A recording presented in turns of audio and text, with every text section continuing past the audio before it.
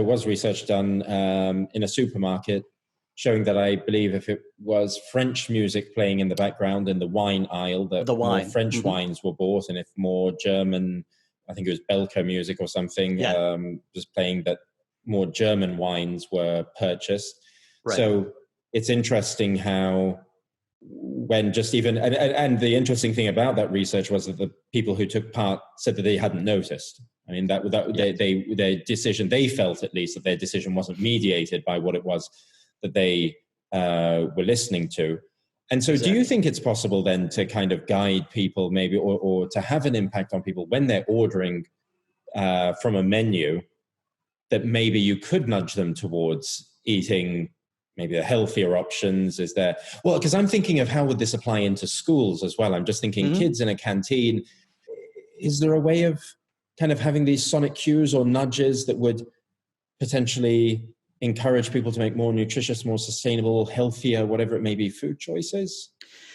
Certainly. And I think, what you're talking about is moving from, strictly the idea of perception, and now moving into behavior, and we know that those two things are tied, that if we, the way we perceive the world around us certainly has an impact on how we behave towards it.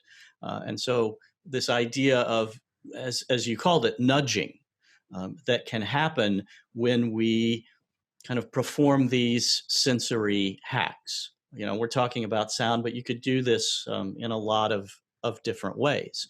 But, by playing a particular sound that might focus you on something, whether it's the sound of chickens or the sound of cows or the sound of nature in the background.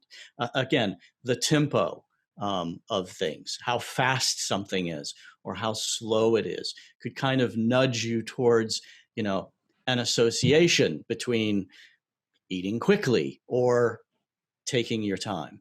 We've seen how, people will tend to begin to chew their food in a rhythm to something that they're listening to in the background.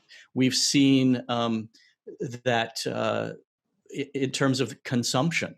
I mentioned, in things that are really loud, you tend to eat more.